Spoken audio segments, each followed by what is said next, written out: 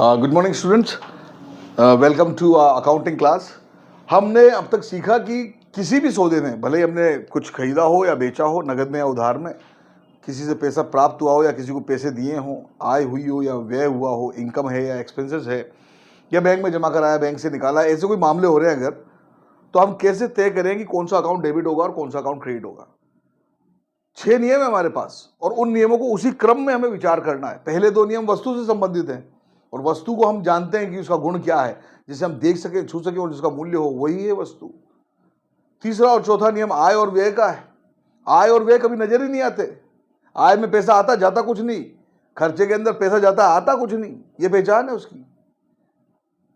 और 5 और 6 नंबर पर व्यक्ति के बारे में विचार करते हैं। व्यक्ति तुम्हारे और मेरे जैसा होता है या संस्थाएं होती हैं जो मानव द्वारा निर्मित है।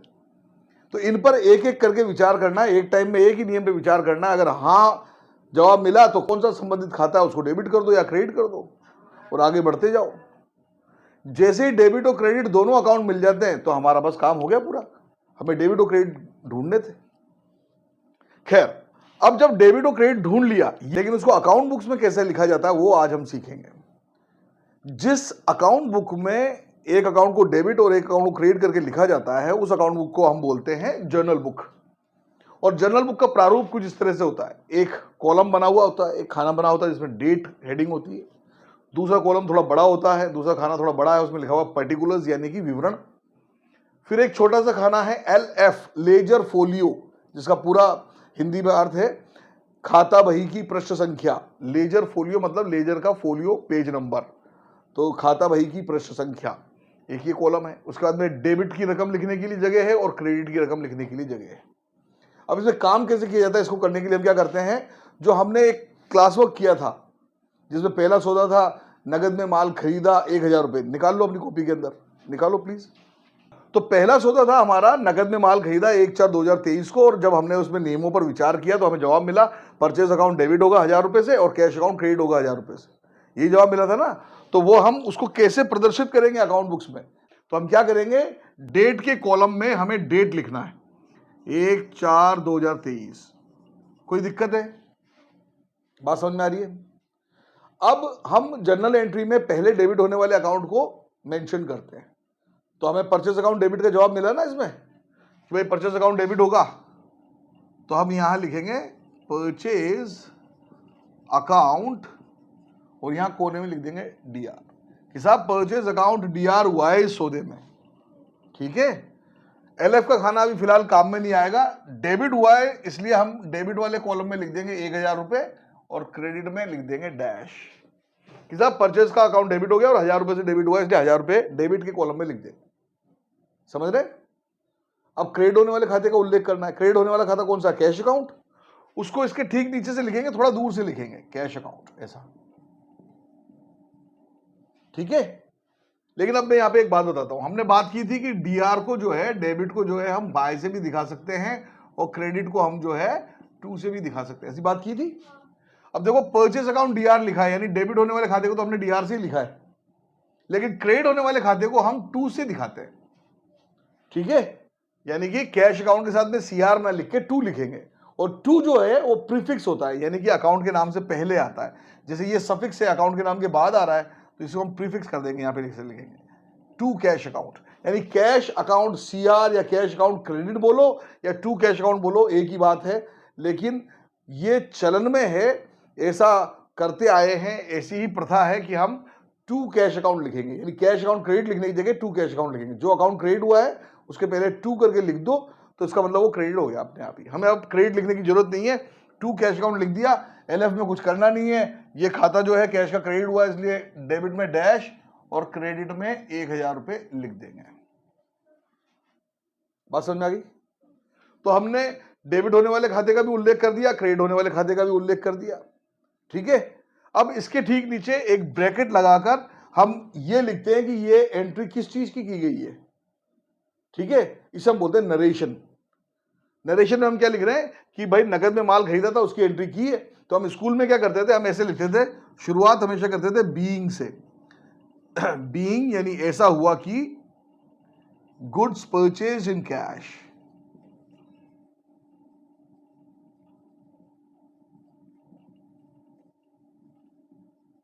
और इस तरह से जो है ब्रैकेट बंद कर देते थे। यानी इसको हम बोलते हैं नरेशन। यानी इससे आपको समझ में आएगा सामने वाले को कि भाई किस चीज की एंट्री हुई है, कि गुड्स परचेज इन कैश, नगद में माल खरीदा था उसकी एंट्री हुई है। ठीक है, ये तो वो तरीका है नरेशन लिखने का जो कि हमें स्कूल में सिखाया गया, लेकिन वास्तविक जीवन में ऐसा नहीं करते। वास्तविक जीवन में क्या करते हैं वो भी बता देता हूं मैं आपको। देखो, जब आपने माल खरीदा तो एक बिल आया होगा और उस बिल पर एक नंबर भी छपा हुआ होगा। ठीक है, तो हम नरेशन में क्या लिखेंगे, नरेशन में ऐसे लिखेंगे कि भाई ये माल खरीदा तो बिल नंबर, कि भाई किस बिल नंबर से आया है ये माल, और किसी पार्टी ने जारी किया होगा, सामने वाली पार्टी जिससे बिल मिला उसका नाम लिख देंगे ऑफ मेसर्स करके, MS डॉट लिख के, और उस संस्था का नाम लिख देंगे जिसने ये बिल जारी किया, M/S डॉट, इसको हम पढ़ते हैं मेसर्स।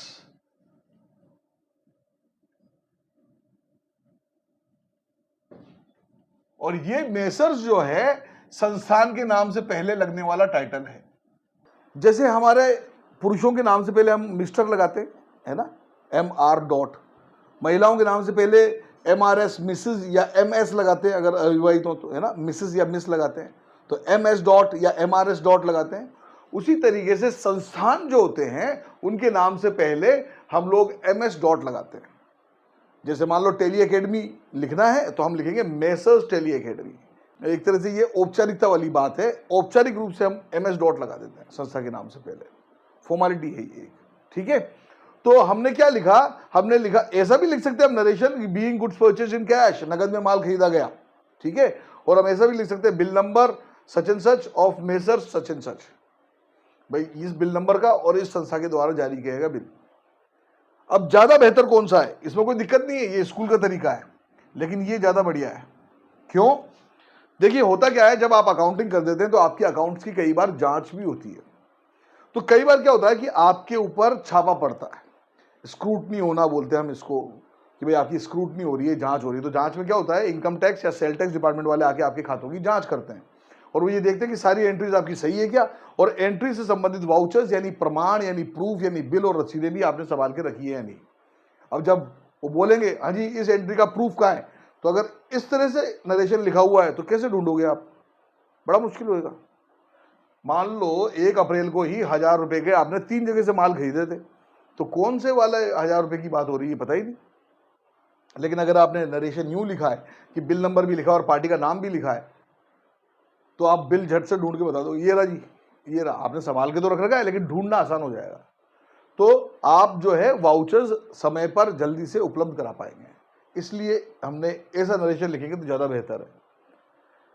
आपके खातों की जांच एक जना और करता है, जिसे हम बोलते हैं चार्टर्ड अकाउंटेंट।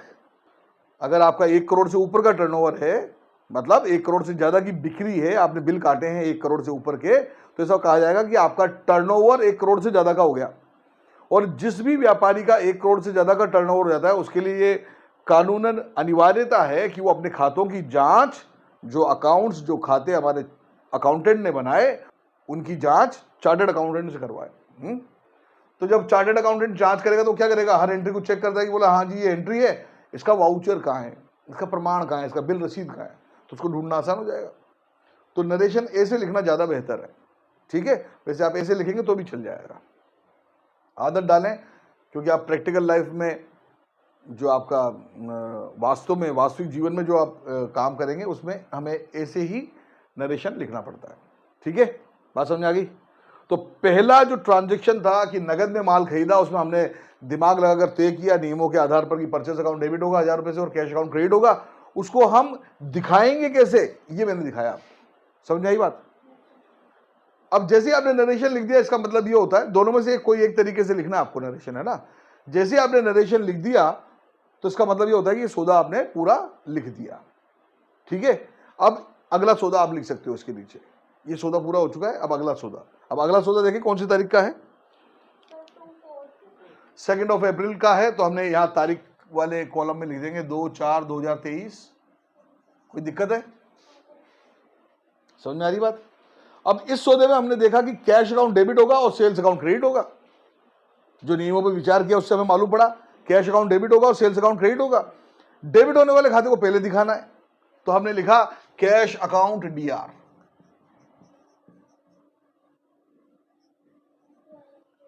डेबिट होने वाले खाते के बारे में बात कर रहे हैं, एलएफ में कुछ लिखना नहीं है। 1200 रुपए से डेबिट हुआ है तो डेबिट वाले कॉलम में हमने रकम लिख दी, क्रेडिट में लगा दिया डैश। बात समझ में आ रही है? कोई ऐसा कठिन मामला तो नहीं है। डेबिट होने वाले खाते का उल्लेख कर दिया, अब हमें क्रेडिट होने वाले खाते का उल्लेख करना है, तो हम लिखेंगे सेल्स अकाउंट क्रेडिट की जगह टू सेल्स अकाउंट, और एलएफ में कुछ करना नहीं है, डेबिट में डैश लगा दिया, क्रेडिट में लिख दिया 1200 रुपया। इस तरह से दोनों खातों को हम प्रदर्शित कर देंगे। बात समझ में आ रही है? कोई कठिन काम तो नहीं है, पक्का? तो हमने पहले जवाब ढूंढा और उसके बाद उसको यूं प्रदर्शित किया, ठीक है? अब इसका भी नरेशन लिखना पड़ेगा। माल बेचा तो बिल हमने जारी किया होगा ना, तो हम यहां लिख देंगे बिल नंबर। अब पहली सेल है तो आमतौर पे पहला ही बिल होगा, तो बिल नंबर 1 भी लिख सकते थे अपन, और बस बिल नंबर लिखना ही काफी है। क्यों? क्योंकि इस बिल को किसने जारी किया? हमने जारी किया। ये किताबें किसकी है? हमारी है, और हमारी जो किताबें हैं जनरल बुक, उसके कवर पेज पे हमारी कंपनी का नाम लिखा होगा। तो अगर हम कोई बिल या रसीद जारी करेंगे तो जारीकर्ता का नाम लिखने की जरूरत नहीं है हमें, समझ रहे? बिल जारी करने वाले का नाम लिखने की जरूरत नहीं है हमारे को। क्यों? क्योंकि बिल हमने जारी किया। रसीद अगर हमने जारी की है, बिल अगर हमने जारी किया है, तो सिर्फ बिल नंबर और रसीद नंबर लिखना भी पर्याप्त होगा। बात समझ में आ रही है? तो हमारा दूसरा सौदा भी जो है हमने जनरल बुक में लिख दिया। अब अपन थोड़ा सा और आगे बढ़ते हैं। तीसरा सौदा 3 अप्रैल का है, तो हमने तारीख डाला 3/4/2023। कौन खाता पहले? कौन सा डेबिट मिला, क्रेडिट मिला? जवाब में डेबिट ही मिला है, कैश अकाउंट डेबिट, तो हमने कैश अकाउंट डेबिट लिख दिया।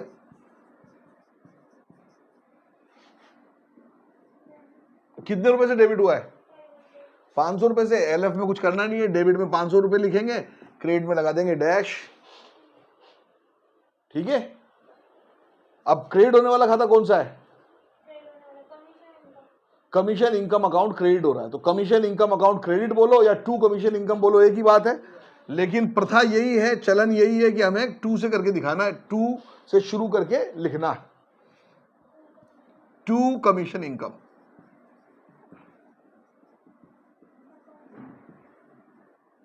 टू कमीशन इनकम अकाउंट ऐसा लिखेंगे और रकम क्रेडिट साइड में लिख देंगे। अच्छा, ये पैसा हमें प्राप्त हुआ तो हमने सामने वाले को एक रसीद दी होगी, उस रसीद पे एक नंबर भी होगा, तो हम यहां नरेशन में लिख देंगे रिसीप्ट नंबर।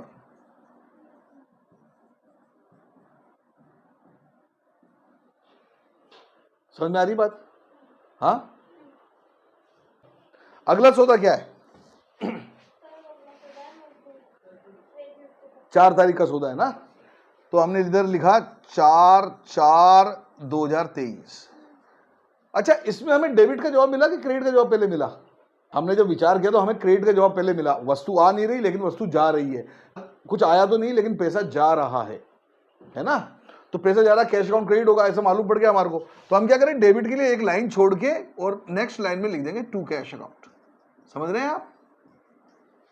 भाई डेबिट के लिए जगह छोड़ दी हमने, और फिर एलएफ में कुछ करना नहीं है, क्रेडिट में हम राशि लिख देंगे। कितनी राशि है? 750 रुपए, ठीक है?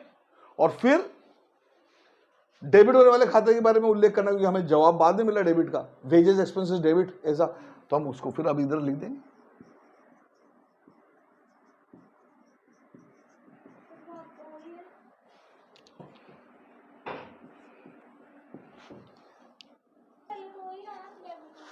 ठीक है, इसका नरेशन भी लिखना पड़ेगा। तो जिस व्यक्ति को मजदूरी चुकाई उसने हमें कोई रसीद दी होगी क्या? आमतौर पर मजदूरों के पास में कोई रसीद बुक नहीं होती। हमारे यहाँ नौकरी करने वालों के पास भी, जिनको हम सैलरी देते हैं, उनके पास भी कोई रसीद नहीं होती। तो हम जब उनको पैसा देते हैं तो हम उनसे कैश वाउचर पर साइन करा लेते हैं।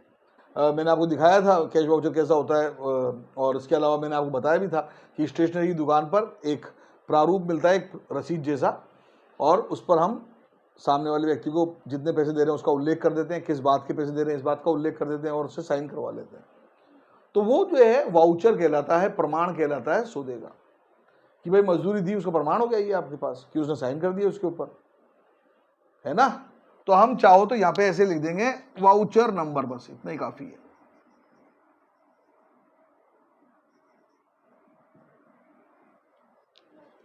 ठीक है, बात समझ में आ गई? एक बार इसको नोट डाउन कर लो, हम बाकी की 2 एंट्री और देखेंगे अभी। अगला सौदा है 5 तारीख को, है ना, 5/4/2023। सौदा था रमेश से उधार में माल खरीदा 3000 रुपये का, तो इसमें आपने तय किया कि परचेस अकाउंट डेबिट होगा और रमेश का अकाउंट क्रेडिट होगा, है ना, यही सोचा। तो हम क्या करेंगे कि भाई परचेस अकाउंट डेबिट, तो परचेस अकाउंट को पहले लिखेंगे, परचेज अकाउंट डेबिट, है ना, एलएफ में कुछ करना नहीं है, 3000 रुपये डेबिट में लिख देंगे, क्रेडिट में लगा देंगे डैश। और रमेश का अकाउंट क्रेडिट है, तो रमेश अकाउंट क्रेडिट बोलो या टू रमेश अकाउंट बोलो, एक ही बात है, तो हम लिख देंगे टू रमेश अकाउंट।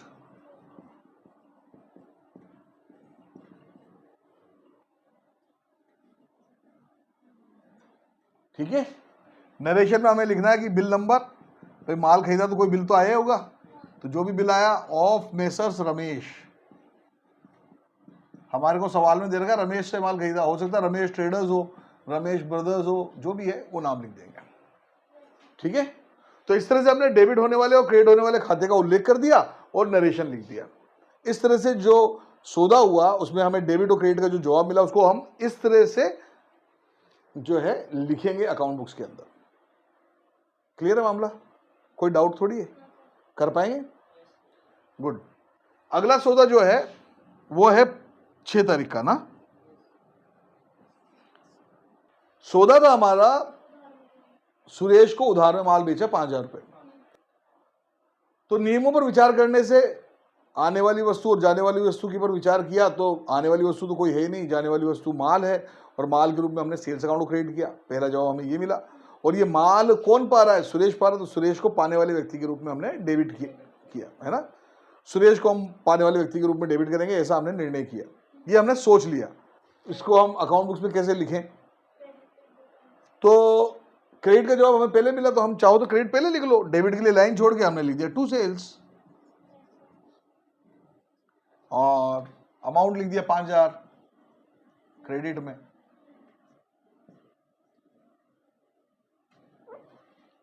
और डेबिट होने वाला अकाउंट सुरेश है तो उसको ऊपर की तरफ बाद में लिख दिया।